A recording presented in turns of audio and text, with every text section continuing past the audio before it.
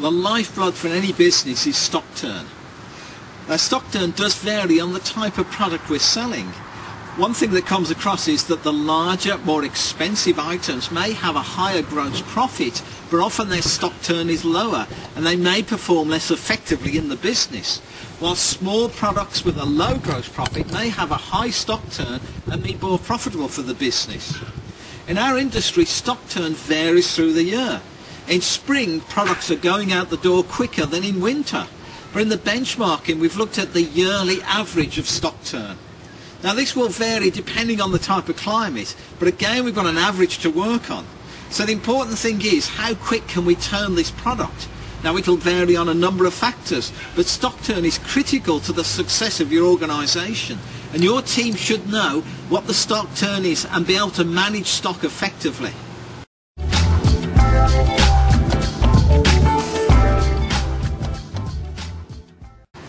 If your stock turn figure is lower than the benchmark, you've got to ask some serious questions within your organisation. Now, it may sound like common sense, but if there's no product on the shelf, you're not going to have an increase in stock turn. You've got to put the product there. It's got to be managed correctly. Research shows that if you want to maintain a stock turn, it should go from full to half full to full again. So the volume of product on the shelf really affects your stock turn figures.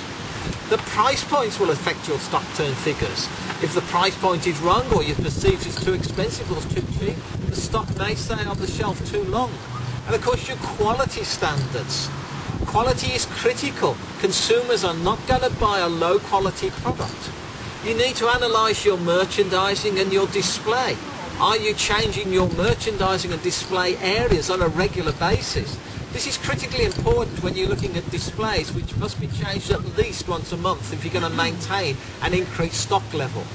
On the team managing the stock, why not divide the garden centre up into allocated areas with each team member managing the stock in that area? They can manage the displays, they can do the merchandising, they can do the signage. Remember, if you haven't got signs there, the stock generally tends to turn lower than if there are signage there to help the customer. So impulse and information are critical to maintaining your stock levels. Some retailers are finding they can turn stock twice as fast as some other retailers. It's down to the way that you manage your business. You've got to manage the stock. It's important to the bottom line.